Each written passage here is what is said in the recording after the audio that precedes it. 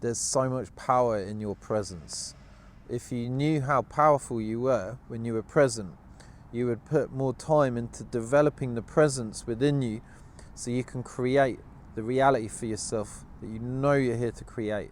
You know you're able to do it. You can do that thing. You can create the business. You can make the money. You can find the girlfriend. It's all available to you once you learn to develop your power, and you develop your power through presence. This has been known for thousands of years. What's happening is your current reality, all the situations you find yourself in that you don't like, the repeated patterns, the unhealthy relationships, the lack of money, the lack of drive, the lack of success, the lack of energy, all of it is coming from your feelings and emotions. And the thing that's triggering them, the thing that's triggering the feelings and the emotions that are keeping you stuck, keeping you repeating these patterns, it's all coming from your mind. All of it, without exception, for every single one of us. And I'm not discluded from this. I've been going through an awful amount of shit these last few weeks. Thoughts have been coming back and bringing me back down into this heavier energy. And then I remember that this isn't who I am. These lower levels of consciousness that I'm experiencing, the heavy emotions, the doubt, the fear, the worry, that's all my identification to my past. Everything that went wrong in my past, the failed relationships, the rejections, the failures, the not making money, thinking that people don't like me or appreciate me, all of it, my addictions, my habits, everything. It's my identification with that that's creating it in the now. And your new future, your new reality that's available to you now is in the now. But so long as your mind's caught up in all the past experiences, all the past issues and problems, all of the limiting stories you've got in your head from your past, and most importantly, the very thing that kind of overlaps it all is your identity. Your identity is what creates your reality, and it's made up of the thoughts and the beliefs and the stories in your head. And it makes you identify as a particular type of person, the version of you that is having these experiences. And this is why it's so hard to break out, because we're just so attached to the version of ourselves we've been our whole life. Of course, there's also the fear of changing identity. Like most people, if you talk about changing your identity, they'll get afraid. Like you talk about it, people get afraid. And that's the fear that people have around around changing. It's like, I need to stay as I am, because changing my identity is almost like, to some people it's crazy. But when you see it, you're like, no, it's crazy not to. Because we shift identity throughout our entire life, even every day. Like if I'm hanging out with my friends' kids, I'm a totally different identity to when I'm hanging out with friends. Right? I act differently. I express myself differently.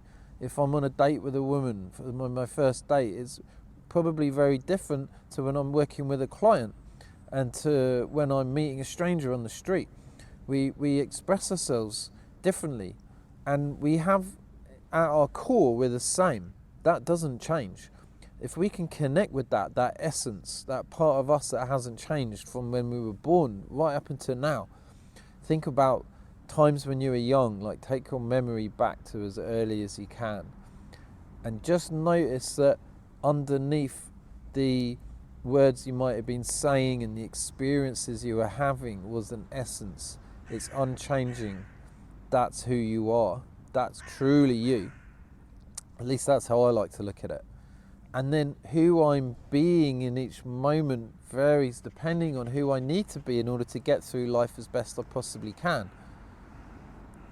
Now, when my identity is caught up in the past failures and the things that go wrong, that's kind of who I am being when it comes to create manifestation and creation. When it comes to creating my ideal life, I've been identifying as me who can't do it. And then I try to do it physically, but from within, my energy, my identity is I can't. And so life is a struggle and it's a push, because deep down I wasn't believing that I could do it. I didn't believe I could record myself on video and put myself out in the way that I'm doing. I didn't believe that I could run workshops without fear and anxiety. I didn't think I could do these whiteboard presentation videos without anxiety, and I did for the first video. The first 2 videos, loads of anxiety. I did it anyway, and now it's easy. There's so much that we think we can't do that we can do. One of the biggest steps to changing your identity is to step into your fears, learn to just get used to it, regulate yourself, communicate to your unconscious that it's safe. This new environment, this new experience is safe. Once your unconscious knows that it's safe, boom, you're good. You can be yourself, you can relax, you can be grounded, you can feel your body, you can communicate authentically. You don't need approval, you're confident. That's where life's good, man. That's what it's about. The thing is, like, your mind, and my mind, I'm saying your mind because this is for you. Your mind's attached to these past experiences, and it's also attached to the future. So your mind isn't present in the present moment, but it's the present moment that you create this new reality for yourself, because it's when you're present, you're confident. You're good when you're present. When you're truly present, you can just choose what you want and then go take it. And then you might lose presence as the stress takes you out of your body into your head, but because of the grounding and embodiment work you're doing in the meditation and the presence work, you're learning to bring the energy down into your body so you can maintain your presence when things get a bit difficult. This is the hero's journey. You're stepping out of your comfort zone, doing the things that are scaring you. Then you don't need the distractions, you don't need the technology to keep you stimulated, because you're getting a much cleaner energy from stepping into your fears and doing these things that once scared you. The self-esteem you'll get from it is huge, I promise you guys. So in moments when you lose your presence, you're basically attached to this needs to be a certain way, the future, because in the past, that's how it's always gone. But also, in order for it to go the way you want it to in the future, you cling on because of the memories of what happened in the past. You're looking for those things that happened to you in the future. Sometimes you'll project them as happening because that's all you know, because you identify as these things happening. But also you're looking out for them in order to avoid them. That's how we survived as a species. We look for a threat, we see the threat. It's all energy up here. We're using our eyes, we're using our ears, maybe we're smelling for the threat. But we're using our senses. And it's usually the senses up here that has kept us alive for thousands of years. But in almost all cases, when it comes to stepping into our fears, we're not in actual danger. Our unconscious thinks we are, and it sends out the signals to stop us stepping into the danger. Now, if you're in a field with an angry bull, great, listen to your unconscious, run away, get away from that angry bull, of course. I'm not saying don't do that when your life's in actual danger, but when it comes to doing things like what I'm doing now, the fear response was so much because my unconscious mind saw so much danger in potential rejection and judgment from people watching these videos, so I couldn't do it. What is it that you're not doing because your unconscious is communicating it's not safe? It's only communicating to you that you're not safe because that's what you've communicated to it. It's as simple as that. Now, you might not know that you've done that, and in many ways it does. You're not doing it if it happened in the first 6 years of your life when you didn't have the prefrontal cortex developed enough to actually communicate the things that you're afraid of and not, and you just pick this up from everything that you were around, all the influences you had when you were younger, and that's all just going into your unconscious mind. So you step outside of that comfort zone into fear, and then you regulate yourself from stress into relaxation, that communicates to your unconscious safe. Boom, new reality. What I'm doing now wasn't a reality of mine. It was something I wanted to do, but I didn't do it. I did it. I calm myself down. Boom. Now it's easy. Now I can talk in flow. I'm not too bothered about what people are thinking. Sometimes I am. Sometimes I'm talking and then the thought comes up about, oh, what are people thinking? Am I making any sense? Do I sound a bit crazy right now? Is this a bit weird? And then when that happens to me, which it sometimes does, I mean, it actually just happened now as I was talking about it, is like, oh, I notice that the energy goes up here and now I start doubting the words that I'm saying and I'm wondering whether they're going to be perceived well, and I hope people aren't judging me. Cool, they're the stories in my head. Okay, what's real right now? Well, right this second, no one's actually listening to this other than me. Anyone listening to this, you listening to this now, is later on. So you see how my mind's projecting into the future. It's also attached to the past because of past experiences I've had that have made me think that people can be judgmental. When it happened like just a few moments ago, I thought about school. I thought about my experiences at school and not wanting to feel like people thought that I was silly or crazy.